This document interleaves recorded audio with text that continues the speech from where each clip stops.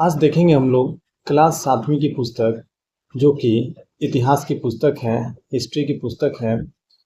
इसका जो है हम लोग चैप्टर 4 जो कि मुगल 16वीं से 17वीं शताब्दी, इसका हम लोग प्रश्न अभ्यास जानने वाले हैं। तो बने रहें आप लोग इस वीडियो के साथ।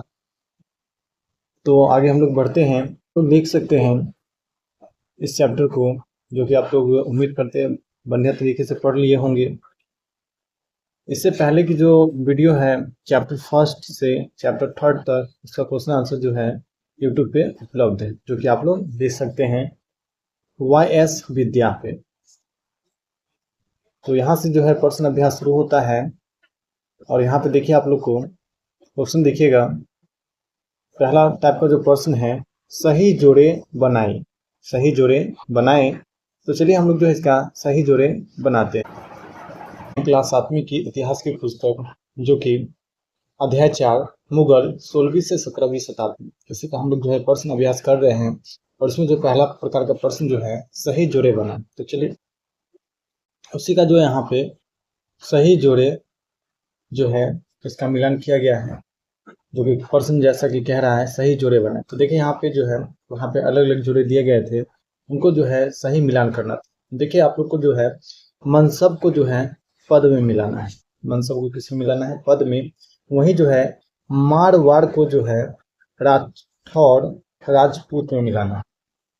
मारवाड़ को जो है राठौर राजपूत में मिलाना है। वहीं अगला देखेंगे मंगोल को जो है उज्बेक में मिलाना है। मंगोल को किस में मिलाना है? उज्बेक में। वहीं अगला देखेंगे सिसोदिया राजपूत को जो है मेवाड़ में मिलाना है। सिसोदिया राजपूत को जो है मेवाड़ में मिलाना है। फिर अगला देखेंगे हम लोग नूरजहां को जो है जहांगीर में मिलाना है। नूरजहां को कहाँ मिलाना है? जहांगीर में। तो ये था हम लोग का पहला प्रकार का प्रश्न। वही हम लोग जो है दूसरा प्रश्न देखते हैं, जो कि रिक्त स्थानों को भरे। जो कि रिक्त स्थानों की भरे। और इसमें हम लोग देखेंगे दूसरा का पहला प्रश्न की क नंबर, दक्कन की 5 सल्तनत बराड़, खानदेश, अहमदनगर, ये सब दिया गया था 3 नाम। और आप लोग को 2 नाम लिखना। तो यहाँ पे भर देंगे आप लोग बीजापुर और गोलकुंडा थी। बीजापुर और गोलकुंडा थी, जो कि रेड कलर से यहाँ पे हम लोग दिखा दिए। यही आप लोग को भरना है। वहीं देखेंगे हम लोग ख नंबर प्रश्न, यदि जात एक मनसबदार के पद और वेतन का द्योतक था तो सवार उसके, तो यहाँ पे भरना है आप लोग को घुड़सवारों की संख्या को दिखाता था। तो सवार उसके घुड़सवारों की संख्या दिखाता था। तो यहाँ पे आप लोग को भरना है घुड़सवारों की संख्या।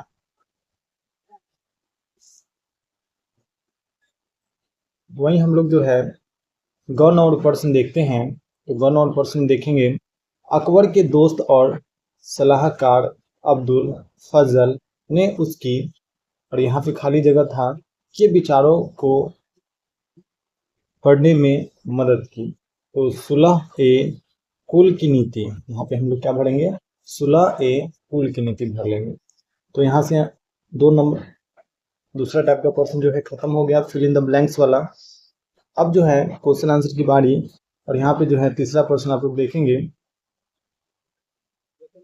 देखिए तीसरा प्रश्न क्या है, मुगल राज्य के अधीन आने वाले केंद्रीय प्रांत कौन से थे? तो मुगल राज्य के अधीन आने वाले केंद्रीय प्रांत कौन से थे? तो चलिए इसका उत्तर हम लोग जानते हैं। मुगल साम्राज्य के मुख्य केंद्रीय प्रांत थे, एक दिल्ली, आगरा, लाहौर, मुल्तान। बाद में गुजरात, बंगाल, कश्मीर और दक्कन भी साम्राज्य का हिस्सा बने।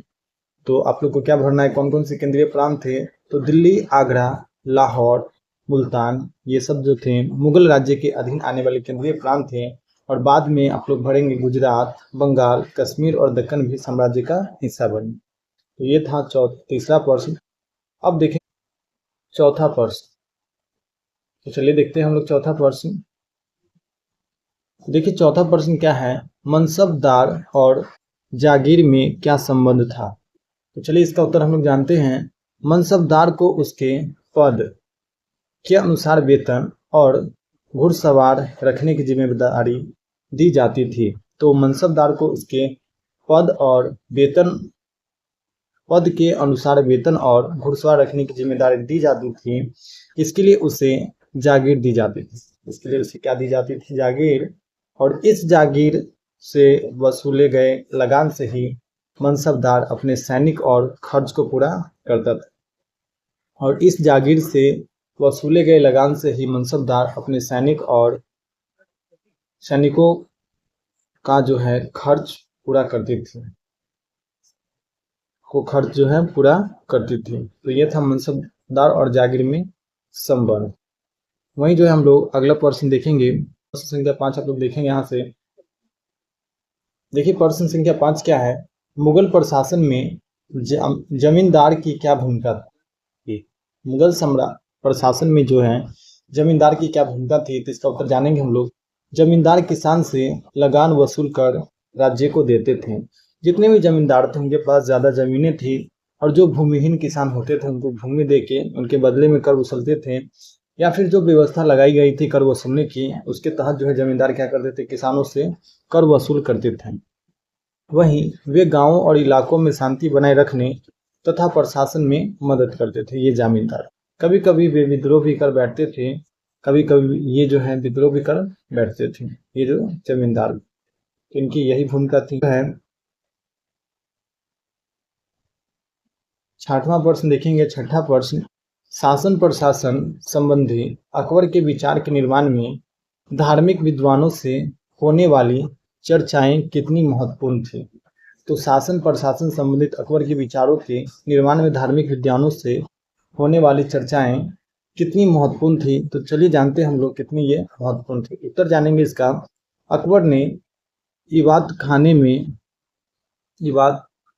खाने में हिंदू, मुस्लिम, जैन, ईसाई और अन्य धर्मों के विद्वान से चर्चा की। तो इनके मामले में जो है शासन के मामले में जो है हिंदू, मुस्लिम, जैन, ईसाई और अन्य धर्मों के विद्वानों से जो है चर्चा की। वहीं देखें इनसे उसे समझ आया कि सभी धर्मों में अच्छाइयाँ हैं, कि कोई धर्म जो है गलत नहीं है, सभी धर्म जो है अपने अपने जगह पे ठीक है। वहीं देखें इससे उसने सुलह एक कुल यानी कि सबके साथ शांति और सहिष्णुता की नीति बनाई, यानी कि जिसको जो धर्म है उसमें रह सकते हैं और सबके साथ जो है शांति बनाए रखेंगे और सबके साथ जो है सही बर्ताव करेंगे। यह नीति उसके शासन की सबसे बड़ी ताकत बनी, और यही नीति जो थी उसकी शासन की सबसे बड़ी जो है ताकत बनी। अकबर जो है धर्मों को लेकर भेदभाव नहीं करता, जैसा कि अभी आप लोग देख सकते हैं धर्मों को लेकर कितना भेदभाव होता है। वहीं जो है हम लोग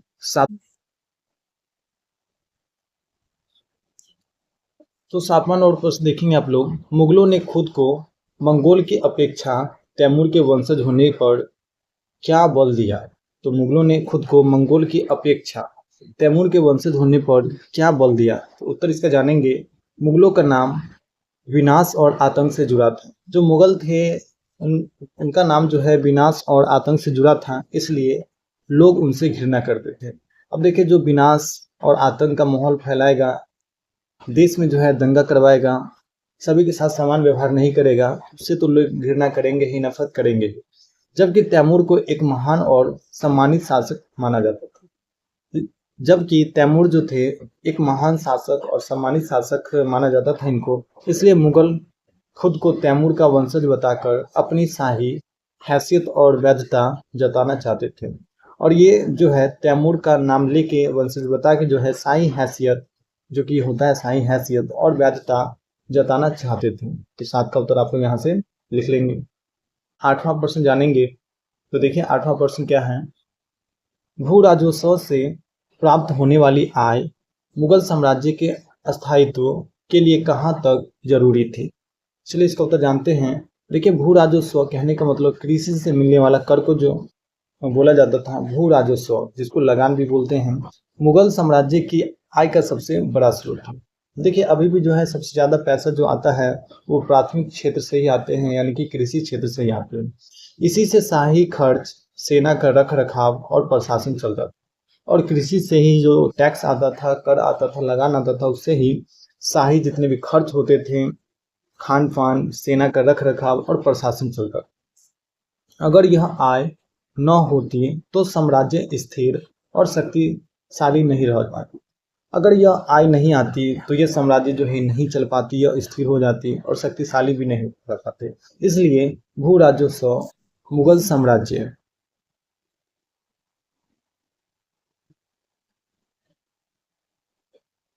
इसलिए भू राजस्व मुगल साम्राज्य के अस्थायित्व के लिए अत्यंत जरूरी था। इसलिए भू राजस्व मुगल साम्राज्य के अस्थायित्व के लिए अत्यंत जरूरी था।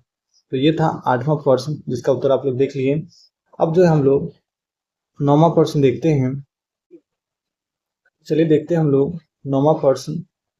देखिए 9 नंबर प्रश्न जो है, मुगलों के लिए केवल तुर्क-रानी या ईरानी ही नहीं बल्कि विभिन्न पृष्ठभूमि के मनसबदारों की नियुक्ति क्यों महत्वपूर्ण थी? तो इसका उत्तर देखेंगे आप लोग। मुगल साम्राज्य बहुत बड़ा और विविध था। मुगल साम्राज्य जो है बहुत बड़ा और विभिन्न था। यदि केवल तुरानी या ईरानी से ही मनसबदार बनाया जाता तो बाकी वर्ग असंतुष्ट हो जाते। कहने का अर्थ ये हो गया, यदि जो है तुरानी या ईरानी को ही मुगल के यहाँ सरकारी जॉब दिया जाता, काम दिया जाता, तो बाकी का वर्ग तो असंतुष्ट हो ही जाता। विभिन्न पृष्ठभूमि जैसे हिंदू, राजपूत, अफगान आदि से मनसबदार बनाने से सभी को प्रतिनिधित्व मिला और साम्राज्य मजबूत हुआ। और यदि देश को चलाना है तो सभी जनता को जो है भागीदारी करना पड़ेगा सरकार में। तो वैसे ही जो है मुगल क्या किया, सभी को जो है सरकारी नौकरी काम दिया, ताकि जो है सभी वर्ग में संतुष्टि हो और राजा के प्रति जो है वे सकारात्मक विचार रखें। और साम्राज्य मजबूत हुआ। यही विविधता उनकी ताकत बनी और यही विविधता जो है उनकी ताकत भी बनी। देखिए मनसबदार किसको बोलते थे? तो देखो मुगलों के यहाँ जो व्यक्ति काम करते थे, लोग काम करते थे, उन्हें ही मनसबदार बोलते थे। अगला देखेंगे हम लोग 10 नंबर प्रश्न। और 10 नंबर प्रश्न पढ़ते हैं। मुगल साम्राज्य के समाज की ही तरह वर्तमान भारत आज भी अनेक सामाजिक और सांस्कृतिक इकाइयों से बना हुआ है। क्या यह राष्ट्रीय एकीकरण के लिए एक चुनौती है? तो चलिए लिखेंगे हाँ। 10 का जो है आंसर लिखेंगे हाँ। विविधता कभी कभी चुनौती बन सकती है, क्योंकि अलग अलग भाषाएं, धर्म और परंपराएं होने से मतभेद पैदा हो सकते हैं। देखिए अलग अलग भाषाएं, धर्म को लेकर अभी भी जो है मतभेद हो जाता है देश में। लेकिन अगर हम आपसी सहिष्णुता और एकता को बनाए रखें तो यह विविधता हमारी सबसे बड़ी ताकत बन जाती है। आज भारत में एकता में विभिन्नता ही राष्ट्रीय एकीकरण का नींव है। तो यदि हम लोग जो है सभी लोग एक दूसरे के धर्म का सम्मान करें, अपने धर्म को श्रेष्ठ न समझें, बल्कि सभी समुदाय, सभी वर्ग, सभी की संस्कृति को जो है सम्मान करें, सभी के भाषाओं को जो है हम लोग सम्मान करें, तभी हमारे देश में जो है राष्ट्रीयकरण की नींव होगी और देश जो है एक स्वतंत्र राष्ट्र बनेगा। इसमें जो है आपसी मतभेद भी नहीं होंगे जब हम लोग जो है दूसरे धर्म का सम्मान करेंगे, उनका विरोध नहीं करेंगे, क्योंकि ये देश जो है सभी धर्मों से मिलकर बना हुआ है, चाहे वो हिंदू हो, चाहे वो मुस्लिम हो, सिख, ईसाई, जितने भी हों। वही हम लोग जो है 11वां नंबर प्रश्न देखते हैं और ये लास्ट प्रश्न भी है। तो 11वां नंबर प्रश्न है, मुगल साम्राज्य की अर्थव्यवस्था के लिए कृषक अनिवार्य थे। क्या आप सोचते हैं कि वे आज भी इतने ही महत्वपूर्ण हैं? क्या आज भारत में अमीर और गरीब के बीच आय का फासला मुगलों के काल की अपेक्षा कहीं अधिक बढ़ गई है? तो कहने का अर्थ है जैसे मुगल के शासनकाल में किसान जो है अनिवार्य थे, किसानों से ही जो है पूरा उनकी लगान से, टैक्स से पूरा सिस्टम चलता था, वैसे ही आज भारत में अमीर और गरीब के बीच आय का फासला मुगलों के काल की अपेक्षा कहीं अधिक बढ़ गया है। तो चलिए इसका उत्तर जानते हैं हम लोग। उत्तर लिखेंगे हाँ, किसान आज भी उतने ही महत्वपूर्ण हैं और ये है भी, क्योंकि भारत की आबादी कृषि पर निर्भर है और किसी भी देश हो उसका जो आबादी अधिकतर जो है कृषि पर ही निर्भर होती है और किसानों की मेहनत से ही भोजन तथा कच्चा माल मिलता है। जो उद्योग के लिए कच्चे माल होते हैं जैसे चीनी के लिए गन्ना, ये सभी का सभी जो है किसान ही पैदावार करते हैं इनका। लेकिन आज की स्थिति में अमीर और गरीब के बीच आय का फासला मुगल से कहीं अधिक बढ़ गया है। और जो वर्तमान का हम लोग स्थिति देख रहे हैं उसमें अमीर और गरीब के बीच आय का फासला जो है कई ज़्यादा जो है अधिक बढ़ गया है। वहीं अगला पॉइंट देखें तो बढ़ गया है, आज कुछ वर्ग बहुत अमीर हो गए हैं जबकि किसान और मजदूर अब भी कठिनाइयों में जीते हैं। देखते हैं कोई वर्ग जो है इतना अमीर हो गया है कि उसके पास किसी चीज़ का कमी नहीं है, लेकिन वही जो है मजदूर किसान है उनकी हालत जो है दिन प्रतिदिन जो है बदतर होती जा रही है। कठिनाइयों का सामना उनको करना पड़ रहा है, यानी कठिनाइयों के साथ वो जो है जीते आ रहे हैं। तो यहाँ तक आप लोग का जो है क्लास 7 का हिस्ट्री चैप्टर 4 का प्रश्न अभ्यास आज इस वीडियो में हम लोग समाप्त कर लिए हैं। तो आप लोग को ये वीडियो कैसा लगा, हमारे चैनल को सब्सक्राइब करें और इस वीडियो को लाइक करें। मिलते हैं आप लोग से अगले वीडियो में, तब तक के लिए इतना ही।